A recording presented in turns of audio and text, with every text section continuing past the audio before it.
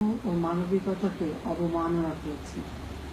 এই বর্বর ও কাপুরুষোচিত আক্রমণ সাম্প্রদায়িক সম্প্রীতির দেশ বাংলাদেশে নজিরবিহীন। হামলার সংবাদ পাওয়ার সাথে সাথে আমার সরকার দ্রুত পরিস্থিতি নিয়ন্ত্রণে আনার উদ্যোগ নেয়। পুলিশ, র্যাব ও বিজিবি সহ আইন শৃঙ্খলা বাহিনীর সদস্যরা দ্রুত সেখানে পৌঁছায় এবং উদ্ধার অভিযান শুরু করে। পরবর্তী সময়ে সেনাবাহিনী, বিমান বাহিনী, নৌবাহিনীর কমান্ডোরা অভিযানে অংশগ্রহণ করে। আজ সকালে জিম্মিদের মুক্ত করে আনে।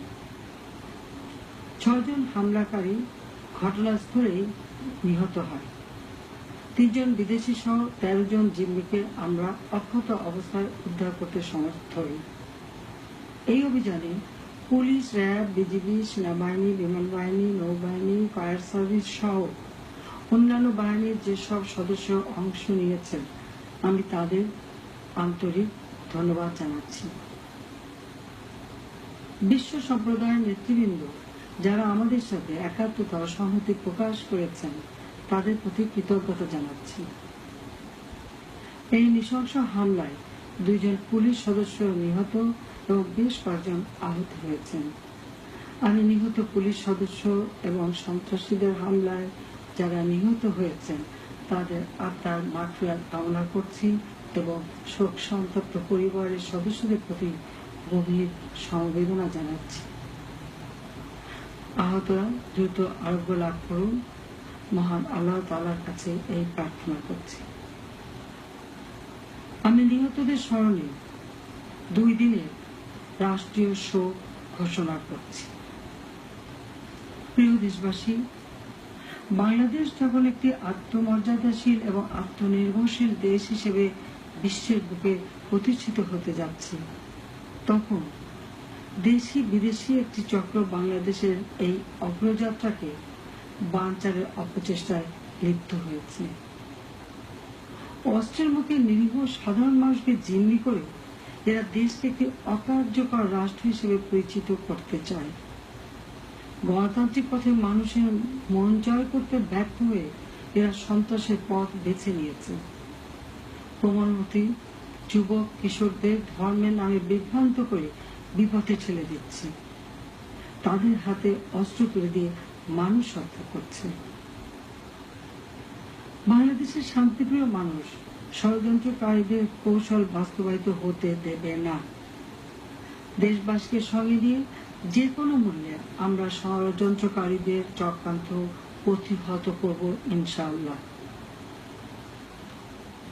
প্রিয় দেশবাসী, আমাদের উপর আস্থা রাখুন।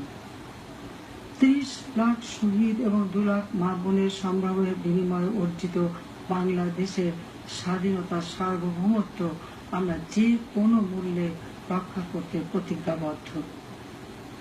মুষ্টিমেয় বিপদগামী সন্ত্রাসীদের প্রতিহত করতে আমি সবাইকে ঐক্যবদ্ধ হতে আহ্বান জানাচ্ছি। আমি জেলা উপজেলা পর্যায়ে সন্ত্রাস বিরোধী কমিটি, পুলিশ ও সাধারণ মানুষকে সম্পৃক্ত করে সন্ত্রাস মোকাবিলায় এগিয়ে আসার উদাত্ত আহ্বান জানাই। যেসব কোমলমতি যুবক কিশোর বিপদে পরিচালিত হচ্ছেন, যারা তাদের মদত দিচ্ছেন, তাদের কাছে আমার প্রশ্ন, মানুষকে হত্যা করে কি অর্জন করতে চান? ইসলাম শান্তির ধর্ম। ইসলামের নামে মানুষ হত্যা বন্ধ করুন। আমাদের পবিত্র ধর্মকে আপনারা কলুষিত করবেন না। অভিভাবকদের প্রতি আমার আহ্বান, আপনার সন্তানকে সুশিক্ষা দিন, তারা যাতে বিপদে না যায় সেদিকে নজর রাখুন। বিপদগামীদের প্রতি আহ্বান, আপনার সঠিক পথে ফিরে আসুন, ইসলাম ধর্মের মর্যাদা সমুন্নত রাখুন। প্রিয় দেশবাসী, সন্ত্রাসীদের সমূলে নির্মূল করে আমরা বাংলাদেশকে একটি শান্তিপূর্ণ রাষ্ট্রে পরিণত করবই ইনশাআল্লাহ। কোন ষড়যন্ত্রই আমাদের অগ্রযাত্রাকে প্রতিহত করতে পারবে না। আসুন আমরা সকল ভেদাভেদ ভুলে গিয়ে একটি নিরাপদ বাংলাদেশ, জাতির পিতার স্বপ্নের সোনার বাংলা প্রতিষ্ঠায় একযোগে কাজ করি। আপনারা ভালো থাকুন, সুস্থ থাকুন। খোদা হাফেজ।